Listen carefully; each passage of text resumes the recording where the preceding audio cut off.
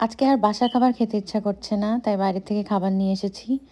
এখানে আছে bread stick এবং আছে পিৎজা অ্যান্ড উইংস। তো কেমন আছো সবাই? Welcome to my another blog. আশা করছি সবাই ভালো আছো। আলহামদুলিল্লাহ আমিও ভালো আছি। আজকে আমেরিকায় অনেক ঠান্ডা পড়েছে, তো আমার রান্না করার একদমই মুড নাই, তাই ভাবলাম যে বাইরে থেকে খাবার কিনে নিয়ে আসি। আর আমরা একদিন একটা ভিলেজে ভিজিট করতে গিয়েছিলাম, তো তোমাদের সাথে ওইটাই শেয়ার করব। সো আমরা গিয়েছিলাম অ্যাকচুয়ালি একটা ভিলেজ ট্যুরে। তো এই জন্যই এখানকার রাস্তা এমন। এটা হলো আমেরিকার গ্রাম। সো রাস্তাটা অনেক আঁকাবাঁকা দেখতে পাচ্ছ, আর খুবই স্মল অনেক বাড়ি। আমরা তো সিটিতে থাকি, সো অ্যাকচুয়ালি গ্রামে ওরকম যাওয়া হয় না। তো গ্রাম তো মিসই করি, সেটা হোক বাংলাদেশ বা হোক আমেরিকা, কারণ সামটাইম একটু কোয়াইট প্লেসে ঘুরতে খুবই ভালো লাগে।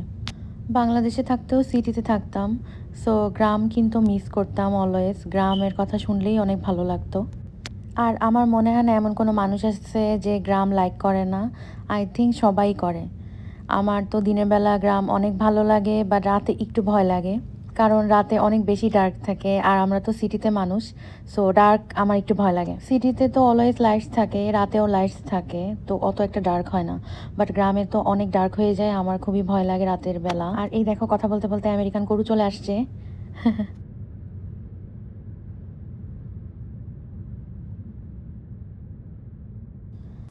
এটা হলো বাসায় ফেরার পরের দিন। আমি একটু সিক হয়ে গিয়েছিলাম লং জার্নি করে।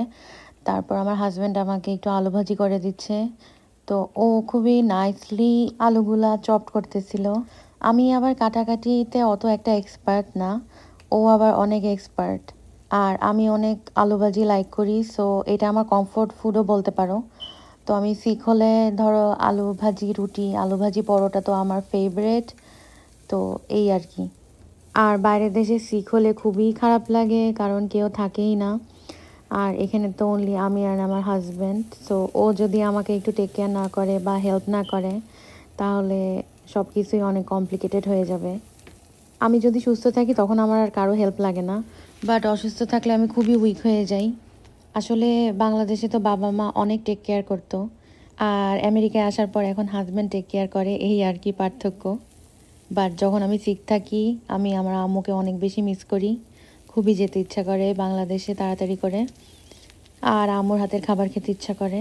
আমার আম্মু অনেক ভালো রান্না করে। অ্যাকচুয়ালি সবাইয়ের মাই অনেক ভালো রান্না করে, মাদের হাতের রান্নার তুলনাই নেই।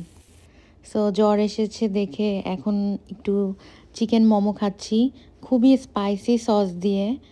আর আমার ব্লগ তোমাদের কেমন লাগলো আমাকে অবশ্যই জানাবা। আমি মোমো খেতে খেতে বিদায় নিচ্ছি। আল্লাহ হাফেজ, দেখা হবে নেক্সট কোনো ব্লগে।